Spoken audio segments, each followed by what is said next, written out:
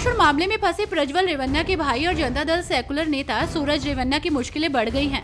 दरअसल बेंगलुरु की एक अदालत ने सूरज को 1 जुलाई तक आपराधिक जांच विभाग की हिरासत में भेज दिया है।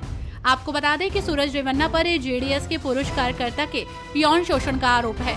उन्हें 23 जून को गिरफ्तार किया गया था। सीआईडी ने अदालत से सूरज की रिमांड बढ़ाने का अनुरोध किया था। बंगाल में विधायकों के शपथ ग्रहण को लेकर राजभवन और तृणमूल कांग्रेस की सरकार में टकराव बढ़ता जा रहा है। दरअसल वारानगर विधानसभा उपचुनाव में निर्वाचित तृणमूल की सायंतिका बनर्जी ने राज्यपाल डॉक्टर सीबी आनंद बोस के बुलावे पर 26 जून को राजभवन जाने से इनकार कर दिया। सायंतिका ने कहा कि विधानसभा उपचुनाव के मामले में आमतौर पर शपथ ग्रहण विधानसभा अध्यक्ष अथवा विधानसभा उपाध्यक्ष करवाते हैं, जबकि राजभवन में विधानसभा सचिवालय को सूचित किए बिना सीधे तौर पर उन्हें राजभवन आने को कहा है।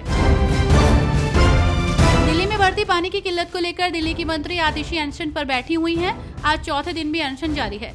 इस बीच पश्चिम बंगाल की सीएम ममता बनर्जी की पार्टी टीएमसी ने आतिशी का समर्थन किया है। टीएमसी की सांसद महुआ मोइत्रा और सागरिका घोष ने आतिशी से मुलाकात की। वहीं आप सांसद संजय सिंह ने बीजेपी और केंद्र सरकार पर निशाना साधते हुए कहा कि आज देश में 2 पार्टियों का सबसे ज्यादा उत्पीड़न हो रहा है, दिल्ली में आम आदमी पार्टी और बंगाल में टीएमसी। दिल्ली आबकारी नीति के कथित घोटाले से जुड़े मनी लॉन्ड्रिंग के मामले में मुख्यमंत्री अरविंद केजरीवाल तिहाड़ जेल में बंद हैं। निचली अदालत से बेल मिलने के बाद ईडी ने हाई कोर्ट में उनकी जमानत को चुनौती दी। ऐसे में सीएम केजरीवाल के वकील ने कहा कि ईडी के पास अरविंद केजरीवाल के खिलाफ एक भी सबूत नहीं है और एक साजिश के तहत फंसाया गया है। जमानत का लालच देकर गवाहों से केजरीवाल के खिलाफ साजिश के तहत बयान दिलवाए गए। भारतीय रेलवे दुनिया का चौथा सबसे बड़ा रेल नेटवर्क है। हादसे से बचने और कम समय में लंबी दूरी तय करने के लिए भारतीय रेलवे द्वारा कवच 4.0 प्रणाली पर काम किया जा रहा है। इस बीच केंद्रीय रेल मंत्री अश्विनी वैष्णव ने एक नई और उन्नत प्रणाली कवच 4.0 की प्रगति की जानकारी ली। इससे पहले भारतीय रेलवे ने कवच के 3.0 संस्करण को तैयार किया था। जवाहरलाल नेहरू विश्वविद्यालय में अपना एंट्रेंस एग्जाम हो, इस मुख्य मांग को लेकर आज जवाहरलाल नेहरू विश्वविद्यालय छात्र संघ ने कुलपति शांति श्री पंडित से मुलाकात की। इस दौरान उन्होंने जवाहरलाल नेहरू विश्वविद्यालय प्रवेश परीक्षा को पहले की तरह लागू करने की मांग की। दरअसल जेएनयू के छात्र एनटीए की ओर से आयोजित नेट की प्रवेश परीक्षा नहीं देना चाहते हैं। इसके पीछे मुख्य कारण ये है कि नेट का सिलेबस अलग होता है और जेएनयू शोध का सिलेबस अलग होता है।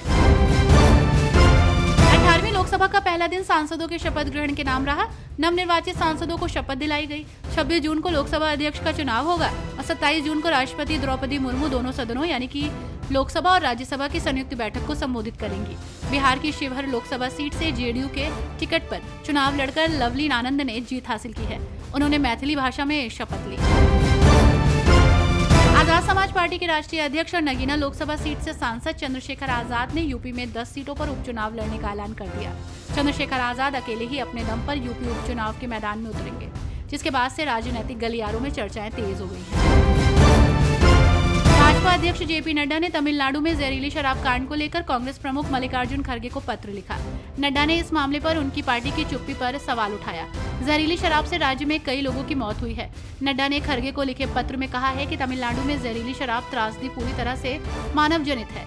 अगर द्रमुक विपक्षी गठबंधन सरकार और अवैध शराब माफियाओं के बीच सांठगांठ नहीं होती तो शायद 56 लोगों की जान बचाई जा सकती थी। उत्तराखंड में अब उन सभी सहकारी समितियों की एसआईटी जांच होगी जिसमें वित्तीय अनियमितताएं पाई गई हैं। सहकारिता मंत्री डॉक्टर धन सिंह रावत ने निर्देश दिए हैं। उन्होंने कहा है कि 29 सहकारी समितियों की जांच की जाएगी। आपको बता दें कि वित्तीय लेन देन में गड़बड़ी करने वाले अधिकारियों और कर्मचारियों को किसी भी सूरत में बख्शा नहीं जाएगा। सब पर सख्त कार्रवाई होगी।